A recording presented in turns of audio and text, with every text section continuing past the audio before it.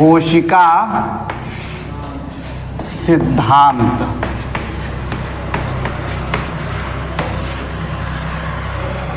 कोशिका की परिभाषा हो गई, कोशिका की खोज किस व्यक्ति ने और कैसे की, ये भी हम आप लोगों को बता चुके हैं।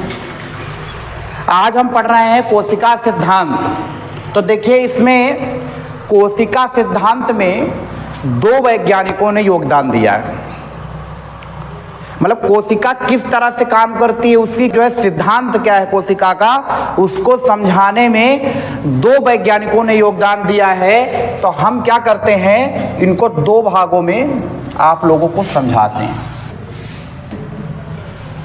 सब दोनों वैज्ञानिक जर्मन के ही, यानी जर्मनी के रहने वाले दोनों वैज्ञानिक हैं। एक आपका जो है पादप यानी वनस्पति वैज्ञानिक है और एक आपका जीव वैज्ञानिक है या जंतु वैज्ञानिक है। कोशिका सिद्धांत में दो वैज्ञानिकों ने योगदान दिया। पहले वैज्ञानिक का नाम है मैथियस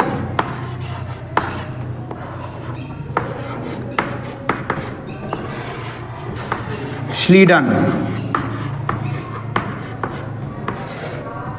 ओके, और इधर दूसरे वैज्ञानिक का नाम है थियोडर श्वान। ये इनका पूरा नाम है, लेकिन लोग इनको स्वान भी बोलते हैं और इनको स्लीडन भी बोलते हैं। पूरा नाम हमने लिखा है मैथियस श्लीडन और थियोडर श्वान। अब इन दोनों में हमको ये बात समझनी है, मैथियस श्लीडन कहाँ के रहने वाले थे? जर्मनी के रहने वाले थे और ये वनस्पति विज्ञान शास्त्री थे। कौन से थे? वनस्पति विज्ञान शास्त्री।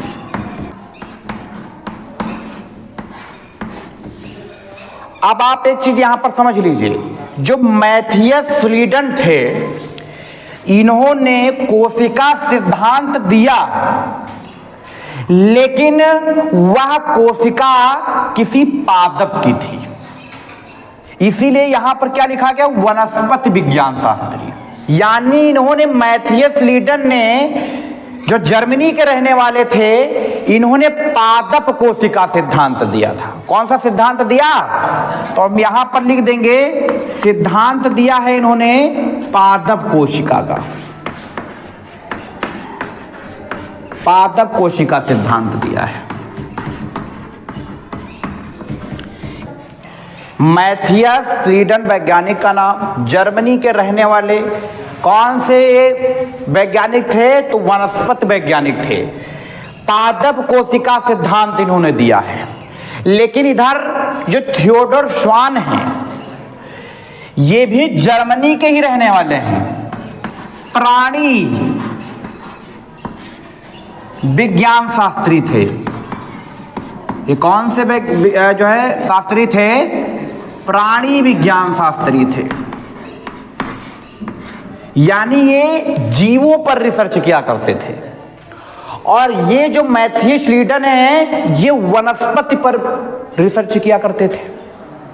तो इन्होंने कोशिका सिद्धांत अपना पादप का दिया और इन्होंने जीव का यानी प्राणी का दिया।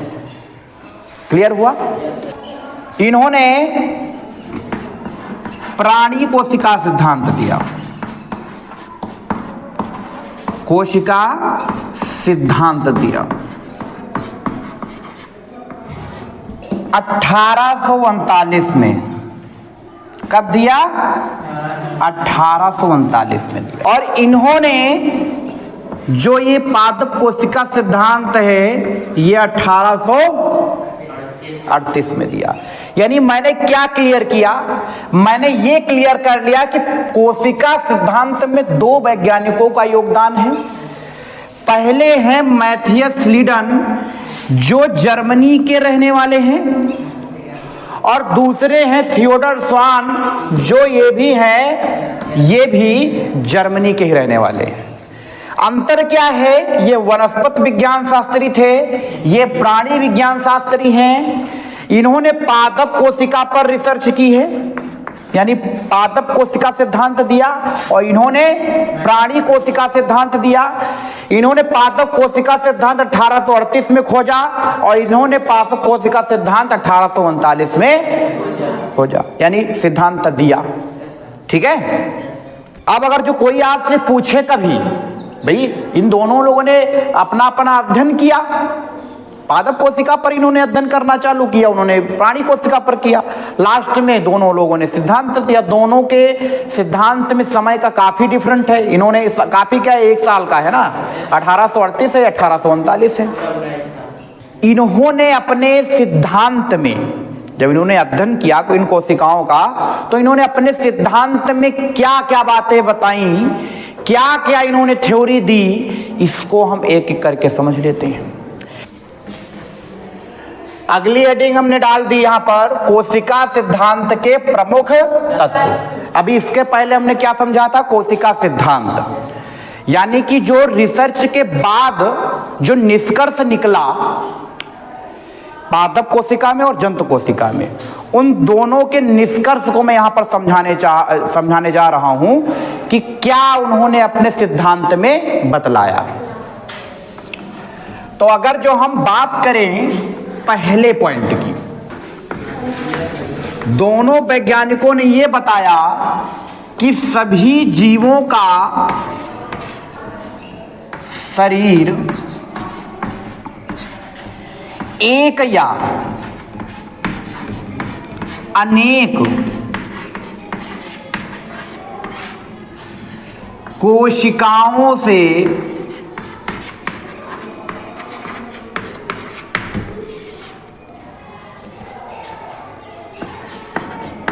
बना होता है।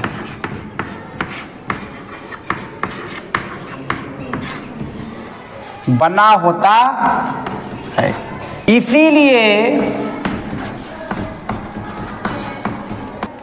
कोशिका को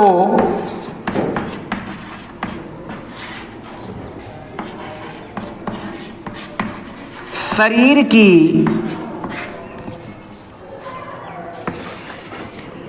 रचनात्मक इकाई कहा जाता है।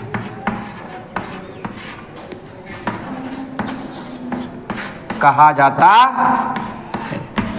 रचनात्मक शब्द यहां पर जानते हो क्या समझाना चाह रहा है, कि हर एक जीव की जो रचना हुई है वो कोशिका के द्वारा हुई है। किसके द्वारा हुई है? यानी चाहे वो जीव छोटा हो या बड़ा हो, कुछ जीव ऐसे हैं जिनके अंदर आपको एक ही कोशिका मिलेगी और कुछ जीव ऐसे हैं जिनके अंदर आपको उसी तरह की अनेक कोशिकाएं मिलेंगी। इसीलिए यह कहा जाता है कि कोशिका शरीर की रचनात्मक इकाई है। अब आती है बात दूसरी, जो आपके श्लीडन और श्वान थे, इन दोनों वैज्ञानिकों ने अपनी थ्योरी में यह भी बताया कि नई कोशिकाओं की उत्पत्ति, कोशिकाओं की उत्पत्ति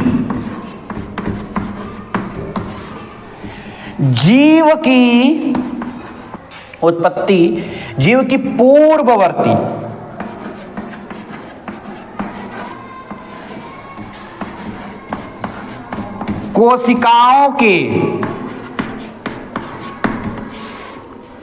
कोशिकाओं के विभाजन से होती है। विभाजन से होती है, जिसे हम लोग एक अलग नाम से जानते हैं, आनुवांशिकी। क्या जानते हैं? आनुवांशिकी। या दूसरा पॉइंट क्या बोल रहा है कि जब भी नई कोशिकाएं बनती हैं तो उसका निर्माण, उसकी उत्पत्ति पूर्व जो पहले से मौजूद कोशिकाएं हैं उनसे होती है, जिसको हम आनुवांशिकी शब्द से भी जानते हैं। अगला पॉइंट हो जाएगा कोशिका।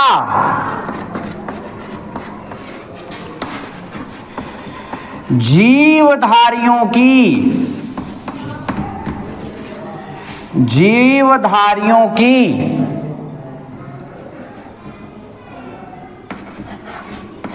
क्रियात्मक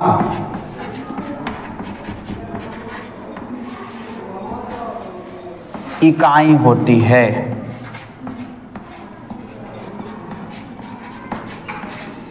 तीसरा पॉइंट क्या हो गया? कोशिका जीवधारियों की क्रियात्मक इकाई होती है। यह है जैसे आप सांस लेते हो तो ये तो भाई सांस लेना तो आप ले रहे हो, लेकिन वही जो ऑक्सीजन जो आप लेते हो, जो आपने खाने के द्वारा तत्व प्राप्त किए हैं, वो जा करके और प्लस ऑक्सीजन जा करके दोनों चीजें यानी जो आप मिनरल्स लेते हैं, तत्व लेते हैं भोजन से, उनका विखंडन कोशिका में होता है। उसको हम आंतरिक श्वसन बोलते हैं। नाक के द्वारा तो जो बाहरी अंग हैं उनके द्वारा हम सांस ले लिए, लेकिन वही ऑक्सीजन हमारे ब्लड के द्वारा हर एक कोशिका को पहुंचती है और कोशिका के अंदर आपकी ऊर्जा बनती है भैया। अब आप जरा सोचो, हम काम कर रहे हैं, हम बोल रहे हैं, अगर जो ये क्रिया कोशिका के अंदर जाके ना हो, हमको ऊर्जा नहीं मिलेगी, एनर्जी नहीं मिलेगी, तो क्या हम सरवाइव कर पाएंगे? नहीं कर पाएंगे सरवाइव।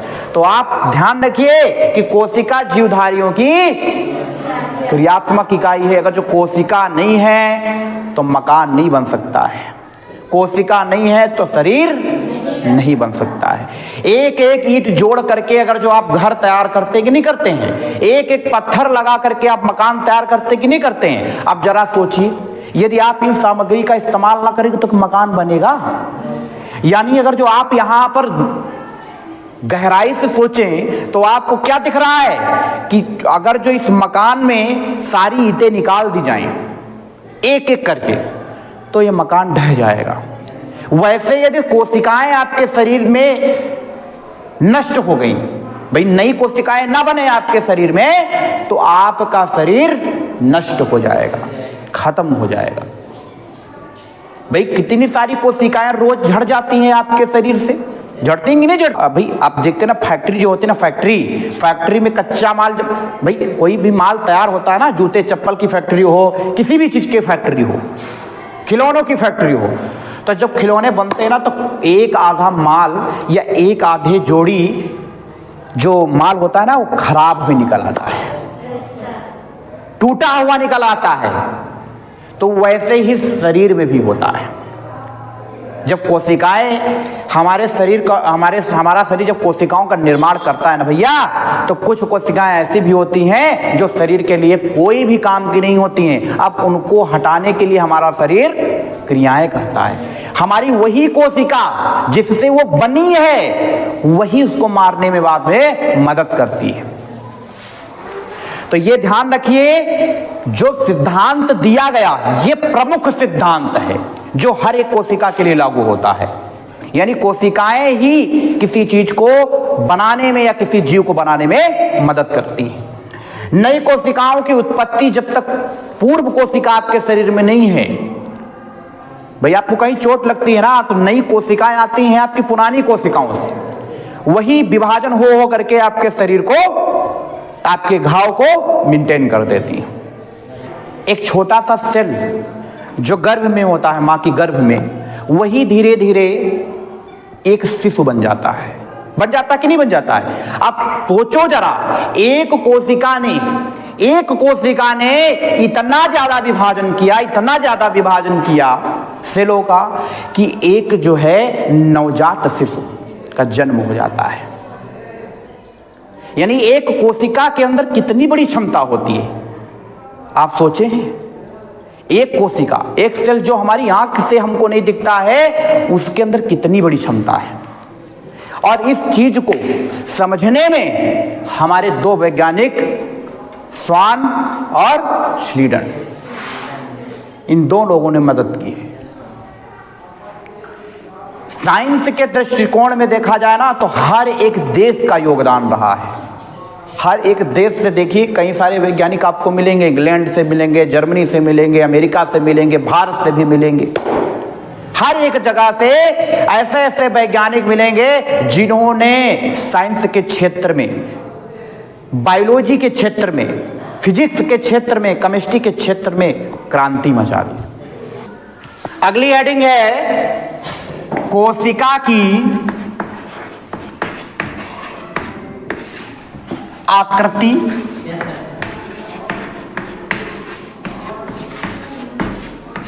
तथा परिमाप। सबको आकृति और परिमाप में अंतर पता है भैया? आकृति और परिमाप में डिफरेंट होता है। सीधे सिंपल भाषा में यदि मैं आपको समझाऊं, सीधी सिंपल भाषा में, तो भैया आप ये समझ लीजिए कि कोशिकाएं जो होती हैं वो विभिन्न प्रकार की होती हैं। यदि हम आपको समझाएं तो वृद्धि और विभाजन, जिसको विभेदन भी कहते हैं,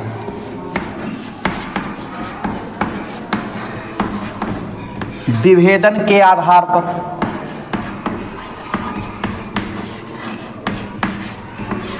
कोशिकाएं, समझिए भैया, बहुत ही ये इंटरेस्टिंग पॉइंट है। दूसरे अगर जो हम बिंदु की बात करें तो दूसरा बिंदु है आवश्यकता के अनुसार, या फिर ये कह लीजिए कार्य के अनुसार। कार्य ब्रैकेट में लिख लीजिए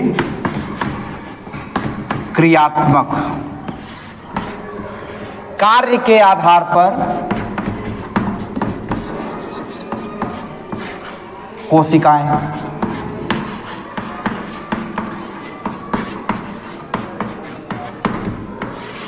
अब हम इन्हीं दो बिंदुओं पर चर्चा कर लेते हैं। हमने आपको बताया कि वृद्धि और विभेदन के आधार पर कोशिकाओं के प्रकार होते हैं। हमने आपको बताया कि कार्य के आधार पर भी कोशिकाएं होती हैं, उनके प्रकार होते हैं। हमने आपको क्या बताया? हमने आपको कहा लंबी भी कोशिकाएं होती हैं। तंत्रिका तंत्र देखते हो ना, 1 से 1.5 मीटर लंबा होता है, कोशिका है। अभी उस दिन प्याज का आप लोगों को परीक्षण करवाया था ना। प्याज की कोशिकाएं मैंने आप लोगों को दिखाया था, तो उसमें आपको सेल जो था, जो कोशिका थी, वो ईंट जैसी दिख रही थी। यानी आपकी कोशिकाएं आयताकार, घनाकार, वर्गाकार, लंबी, चपटी, गोल। लेकिन जब कार्य के आधार पर कोशिकाओं की बात आती है तो ये कई जगहों पर इसमें से कुछ नहीं पाई जाएंगी और कुछ कई जगहों पर पाई जाएंगी। मतलब जो लंबी, चपटी, गोल, टेढ़ी बेढ़ी जो भी मैंने बताया है आपको, ये सब, जैसे मान लिया मैं किसी एक अंग की बात कर लूं तो कोई जरूरी नहीं कि उसमें ये सारी प्रकार की हो, लेकिन अलग अलग अंग की अगर मैंने बात कर ली तो उसमें ये सभी पाई जा सकती है। अब आप जरा सोचो कि यहां की कोशिकाओं में, हाथ की कोशिकाओं में और गाल की कोशिकाओं में और आपके यकृत की कोशिकाओं में और किडनी की कोशिकाओं में और आपके हृदय की कोशिकाओं में, क्या सभी में एक जैसी कोशिका है? नहीं है, बदली है। क्यों बदली है? उसका कारण है उनका कार्य। क्या कारण है? घोड़े की पैर की कोशिकाएं ऐसी बनी होती हैं, उनकी आकृति ही ऐसी बनी होती है जिससे घोड़ा निरंतर दौड़ता रहता और थकता नहीं है। वो सिर्फ और सिर्फ कोशिकाओं की देन है। आपका यकृत, आपका हृदय हमेशा धड़कता रहता है। क्यों? क्योंकि वो ऐसी कोशिकाओं का बना है जो उसको कभी थकने नहीं देता है। वहीं आपकी पैर की जो कोशिकाएं होती हैं, मांसपेशियां होती हैं, वो थक जाती हैं। थक जाती कि नहीं थक जाती हैं? आपके हाथ काम करते करते थक जाते हैं, आप नाक से क्यों नहीं देख लेते हैं? नाक से आप सूंघ ही सकते हैं। अब वहां की कोशिकाएं, वहां का स्तर कुछ ऐसा है जो इसमें मदद करता है। भाई तो कोशिकाएं तो हाथ पर भी हैं, हाथ से नहीं सूंघ लेते हो आप? हाथ से नहीं देख लेते हो आप? आंख से क्यों देख लेते हो? क्योंकि आंख में जो कोशिकाएं हैं, जो आंख जैसे बनी है वैसे आपका हाथ नहीं बना है। कुछ तो जरूर डिफरेंट है, क्योंकि अभी हमने आपको बताया है कि कार्य के आधार पर कोशिकाएं अलग अलग प्रकार की होती हैं। अब जरा मैं एक चीज और आपको समझाऊं। मैंने कहा आपको वृद्धि और विभेदन के आधार पर, जैसे मान लिया डॉक्टर क्या करता है, जब कोई हृदय में समस्या आ जाती है, हृदय में समस्या, तो ऑपरेशन करता है कि नहीं करता है? वहां पर काट पीट करता है। कोशिकाओं की वहां पर क्षति होती है कि नहीं होती है? होती है ना। अब आप जरा सोचिए, फिर से जब डॉक्टर फिर से टाका वाका लगा करके ना मेंटेन कर देता है ना पूरा शरीर, फिर से पैक कर देता है, सिल देता है, तो वहां पर फिर से तो नई कोशिकाएं बनती हैं और फिर वो जो घाव बना था वो फिर से मेंटेन हो जाता है। तो क्या वहां पर अब जो कोशिकाएं बनेंगी वो हाथ वाली बन जाएंगी या आंख वाली बन जाएंगी? वहां पर जो कोशिकाएं हृदय में मौजूद थी, वहां के सेल जो हृदय में मौजूद थे, तो वहां के सेल उसी प्रकार की कोशिकाओं को विभेदन करेंगे, यानी उन्हीं कोशिकाओं को वो बनाएंगे जो हृदय में। आप देखते हो ना, 5 नंबर का बोल्ट यदि कहीं पर लगता है तो वहां 5 ही नंबर का तो लगेगा, 10 नंबर को तो नहीं लगा दोगे आप, और ना उससे छोटा लगा दोगे। तो हर एक अंग का अपने एक सिस्टम है। अब वहां की कोशिकाएं उसी प्रकार का विभेदन करेंगी, उसी प्रकार की वृद्धि करेंगी जो उस अंग के लिए जरूरी है। लीवर की बात कर लेता हूं। लीवर एक आपके शरीर में ऐसा अंग है, यदि उसको काट दिया जाए तो वो पुनरुद्भवन कर लेता है। हाथ आपका काट दिया जाए पुनरुद्भवन हो जाएगा? आंख आपकी फोड़ दी जाए तो क्या फिर से वो आ जाएगी? क्यों? क्योंकि वहां के कुछ सेल ऐसे हैं, उसके अंदर कुछ सेल ऐसे मौजूद हैं जो उस चीज को, जो तो अंग थोड़ा सा काट भी दिया ना हृदय का, वो सॉरी लीवर का कुछ भाग काट भी दिया तो फिर से वहां पर क्या हो जाता है?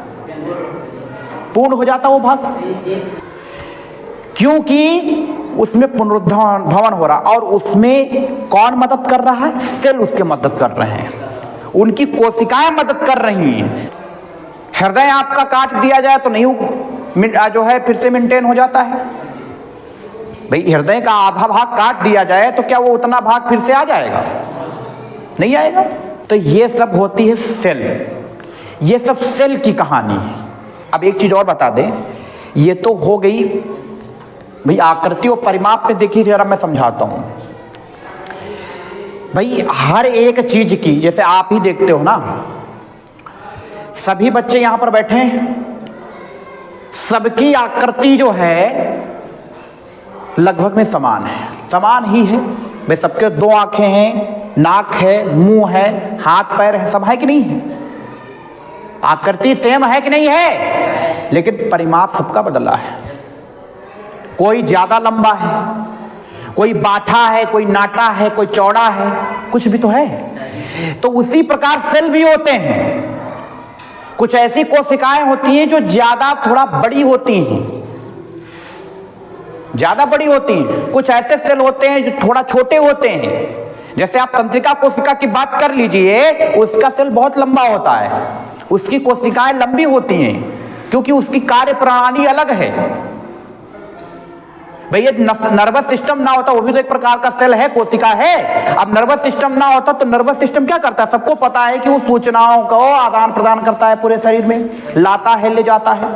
अब ये जो काम हमारी तंत्रिका कोशिका कर रही है, क्या हमारा यही काम परिवहन तंत्र कर सकता है? श्वसन तंत्र कर सकता है? कंकाल तंत्र कर सकता है? नहीं कर सकता, क्योंकि जो सेल उसके अंदर विद्यमान है आपकी तंत्रिका कोशिका में, वो सेल और किसी सिस्टम में नहीं विद्यमान है। इसलिए वृद्धि और विभेदन के आधार पर कोशिकाएं बढ़ती हैं और क्रिया कार्य के आधार पर भी कोशिकाएं बढ़ती हैं। ये इसके दो मुख्य पॉइंट हैं। आप सभी को पता है कि जो कोशिकाएं होती हैं ना, वो बहुत सूक्ष्म होती है, माइक्रोस्कोप से देखना पड़ता है, सूक्ष्मदर्शी का इस्तेमाल करना पड़ता है। सूक्ष्मदर्शी इस्तेमाल करते हैं ना, तो उससे हम कोशिकाओं को देख लेते हैं। लेकिन उसमें भी आप एक बात समझ लीजिए, कुछ कोशिकाएं बहुत छोटी होती हैं और कुछ बड़ी होती है। ये बात भी हमने बताई कि आप लोग यहां पर बैठे हैं, सब कोई छोटा है, कोई बड़ा है, कोई नाटा है, कोई बाठा है, कोई चौड़ा है। उसी प्रकार सेल भी होते हैं, यानी उनका परिमाप होता है। औसतन कोशिकाओं का व्यास 0.5 माइक्रोन से लेकर के 20 माइक्रोन तक देखा गया है। यानी 0.5 माइक्रोन से लेकर के 20 माइक्रोन तक की परिमाप में कोशिकाएं होती हैं। माइकोप्लाज्मा लैड वैली में 0.1 माइक्रोन की कोशिका देखने को मिली है, अभी तक की ज्ञात सबसे छोटी कोशिका।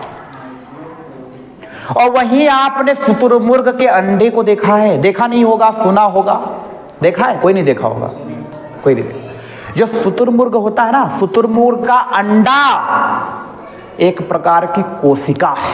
यही कोशिका यानी शुतुरमुर्ग की ही एक सिर्फ ऐसी कोशिका है जो 15 सेंटीमीटर लंबी होती है। माइक्रोन में नहीं, सेंटीमीटर में बता रहा हूं उसको। उस कोशिका को आप 15 सेंटीमीटर की स्केल देखा है? उतनी बड़ी कोशिका होती है। यानी सबसे छोटी कोशिका 0.1 माइक्रोन की माइकोप्लाज्मा लैड लेवी में देखने को मिली। वहीं शुतुरमुर्ग में 15 सेंटीमीटर व्यास की कोशिका ज्ञात हुई है। यानी ये अभी तक की सबसे बड़ी और ये अभी तक की सबसे छोटी कोशिका है। औसतन देखा जाए तो 0.5 से 20 माइक्रोन तक, लेकिन यहां पर 15 सेंटीमीटर है। अब आज हम लोगों ने कौन कौन सा टॉपिक कंप्लीट किया? हमने कोशिका सिद्धांत कंप्लीट किया और हमने कोशिका की आकृति तथा परिमाप को कंप्लीट कर लिया। ठीक है, कल हम कोशिका की सामान्य संरचना के बारे में पढ़ेंगे।